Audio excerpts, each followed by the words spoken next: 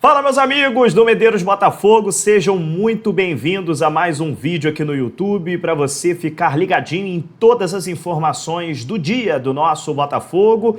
Primeiro vídeo do dia aqui, né? Reuni algumas informações importantes para a gente comentar com vocês aqui, então fique até o final desse vídeo, tem muito assunto legal do Botafogo para a gente falar por aqui e aproveita também para se inscrever, caso você não seja inscrito aqui no Medeiros Botafogo. Se você já é inscrito, muito obrigado, deixe o seu like, comente bastante aqui em mais um vídeo do Medeiros Botafogo. Vamos começar falando sobre o Renato Paiva e a sua dor de cabeça boa que ele tem para o jogo de sábado. Por que, Medeiros, uma dor de cabeça boa?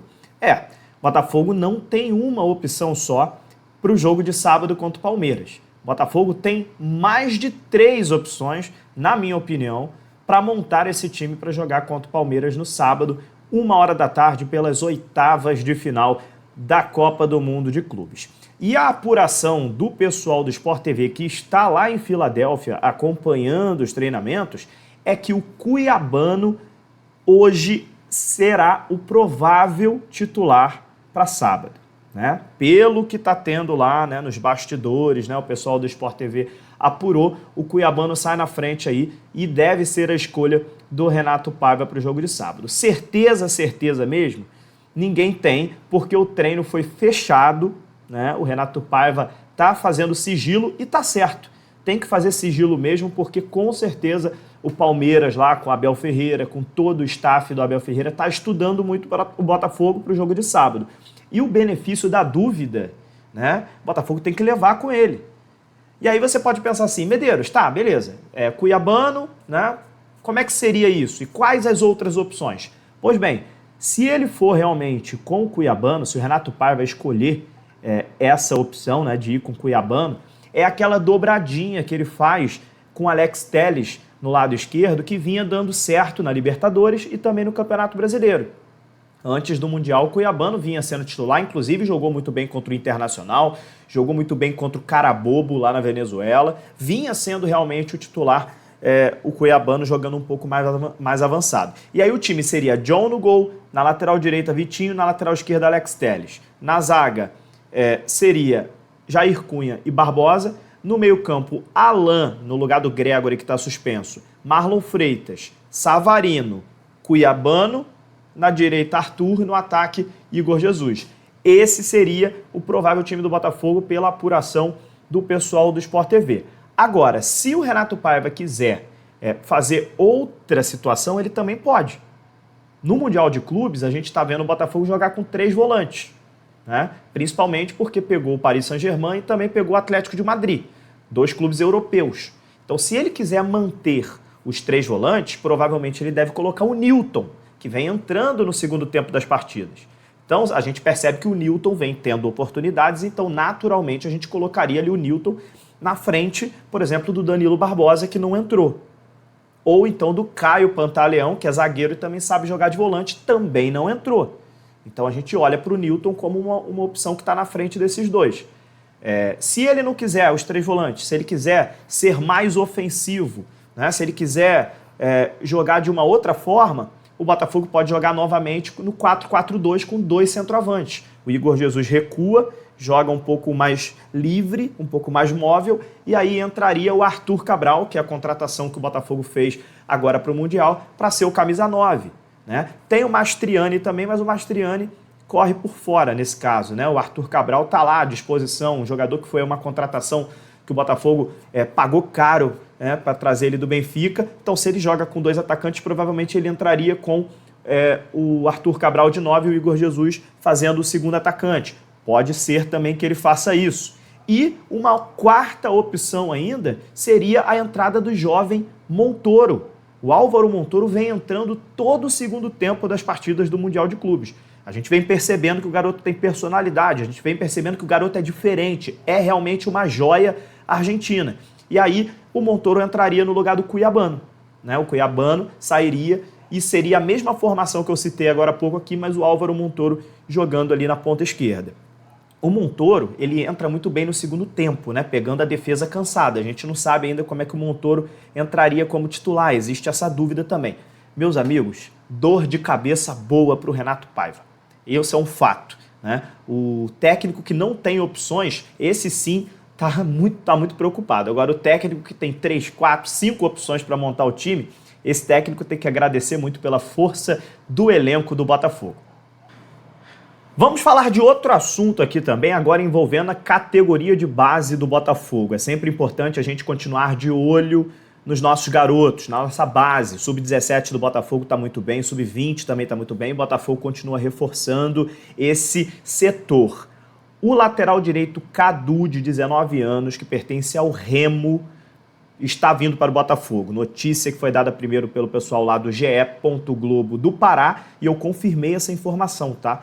Esse garoto está vindo por empréstimo com opção de compra, né? Se ele continuar a sua evolução, continuar jogando aqui no Rio de Janeiro, o que ele vem jogando lá no Pará, provavelmente o Botafogo deve comprar ele após esse empréstimo, tá? O Cadu é lateral direito, já vem jogando inclusive nos profissionais do Remo, mas aqui no Botafogo ele vai para a base, para continuar o seu processo de maturação. Então, olho nesse garoto, o Botafogo está investindo na base. A base é o futuro e o Botafogo está fazendo isso muito bem. Olho no Cadu, queria falar sobre isso porque é sempre bom a gente estar de olho aqui também na base do Glorioso.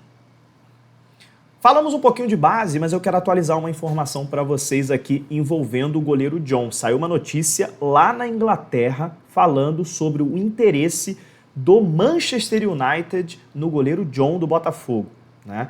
E essa notícia, né, do interesse lá na Inglaterra pode ter acontecido, mas até o momento não existiu nenhum contato formal, nenhum contato oficial do Manchester United nem para o Botafogo, nem também para o goleiro John, tá? O staff do jogador entrou em contato, né, com os jornalistas para poder falar sobre isso. Não teve nenhum contato oficial, então até o momento é uma especulação normal de mercado que tem aí praticamente todos os dias. Então vamos ficar de olho. Falei para vocês que ia atualizar vocês sempre com essas informações, principalmente envolvendo o goleiro John, né, que é um destaque do Botafogo. Então a gente fica um pouquinho mais tranquilo, né, porque não teve nenhum contato formal, não tem proposta por enquanto, só mesmo uma especulação, um boato normal de mercado envolvendo aí o nosso goleiro John, indo talvez para o Manchester United. Tomara que não, hein?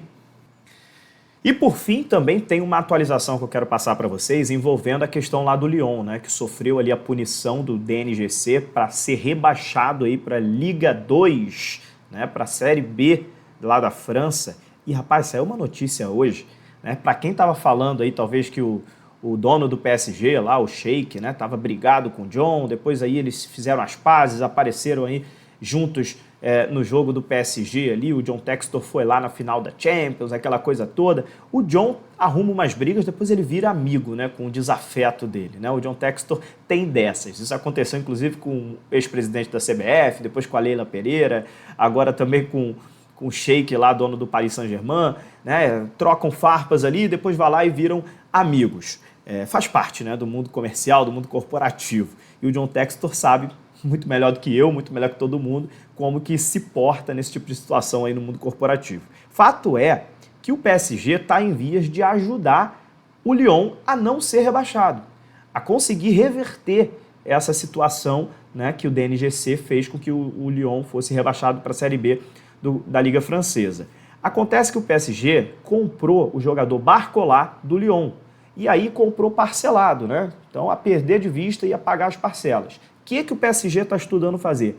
Adiantar as parcelas, pagar o valor do jogador Barcola à vista, para que esse saldo entre, né, no caixa do Lyon e o Lyon consiga apresentar esse caixa para o DNGC e, com isso, o Lyon consiga reverter a decisão do DNGC e consiga dar garantias financeiras para o órgão regulador e aí sim ficar na primeira divisão da Liga Francesa, né? Esse assunto ainda vai dar o que falar.